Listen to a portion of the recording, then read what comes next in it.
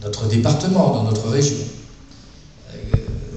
Et je voulais que ce soit une reconnaissance, car je me suis étonné, depuis que je suis élu à l'Assemblée nationale, que notre histoire soit systématiquement remise en cause, que notre histoire soit systématiquement falsifiée, et qu'il y ait aujourd'hui des professionnels de la repentance, de la dénonciation de ce que nous avons fait, pour ne glorifier que ceux qui nous ont combattus, et parfois très durement, pas très proprement, et donc qui ne font qu'aviver les haines 50 ans après, au lieu de cultiver plutôt la nécessité de cicatriser les plaies, et que l'on parvienne enfin, non pas à faire table rase du passé, jamais, mais à le regarder d'une autre manière, en reconnaissant chacun les fautes commises, mais aussi ce qui a pu être la vie ensemble, et qui devrait nous servir pour demain.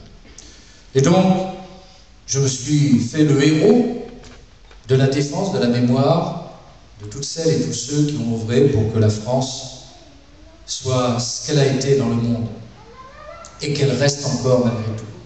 Savez-vous par exemple que nous sommes la deuxième puissance maritime du monde, avec 10 millions de kilomètres carrés de mer. 10 millions de kilomètres carrés, c'est la surface du Canada, c'est plus que les États-Unis, c'est plus que le Brésil, c'est plus que la Chine. Et vous voudriez que nous renoncions à tout cela. Voilà pourquoi, à Saint-Laurent-du-Var, je voulais quelqu'un de représentatif. Et en connaissant une plus particulièrement que d'autres, même si d'autres aussi, eh bien j'ai souhaité que, puisqu'elle était après tout élue à Saint-Laurent-du-Var, ça tombait bien également, mais ça aurait pu être quelqu'un qui ne soit pas élu, eh bien j'ai souhaité que Marie-France Corveste, adjoint au maire de Saint-Laurent-du-Var, soit à mes côtés.